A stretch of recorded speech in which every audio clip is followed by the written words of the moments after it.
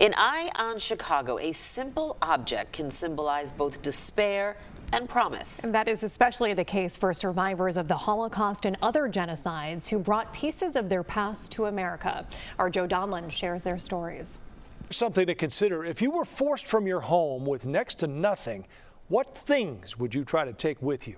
It's unbelievable that people had kept these things. They fled unspeakable horror through sheer will.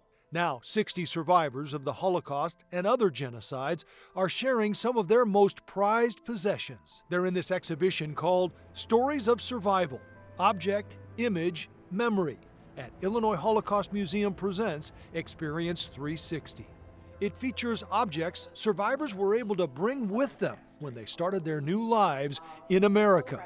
The museum's Kelly Zaney showed us around. To me, the stories that stand out are also the basic everyday items, right? Like teacups and a teddy bear or a wedding announcement that might seem like a mundane everyday object, but really have these profound personal stories. There are actual objects, like this suitcase belonging to a man who served in the Belgian underground in World War II.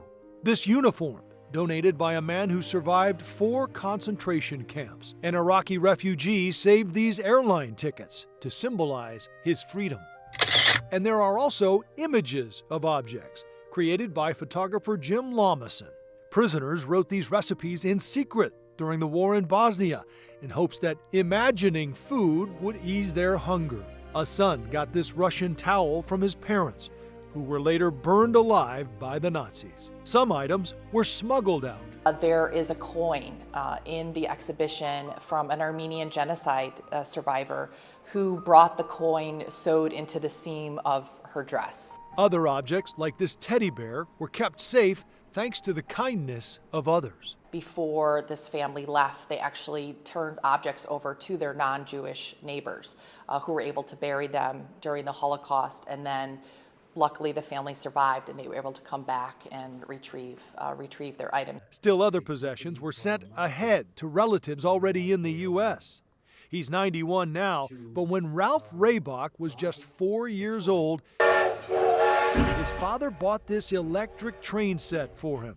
It was 1938, and German Jews were square in Adolf Hitler's line of fire. The Nuremberg laws of 1935 took away our citizenship, and my parents decided that it was time to leave Germany for America. So Ralph's father shipped the train set to cousins in Chicago.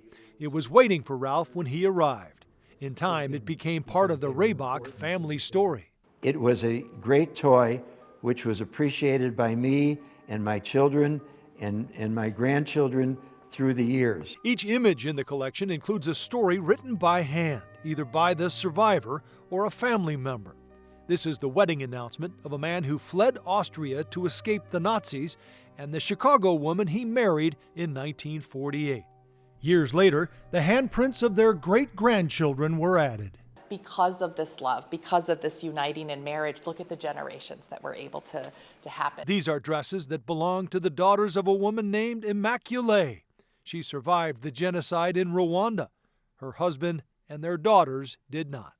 And the only way she was able to identify her young daughters was by their clothing. Whether it be an urn from Cambodia or a prayer book that made it to the Promised Land, all of these objects and images send a message.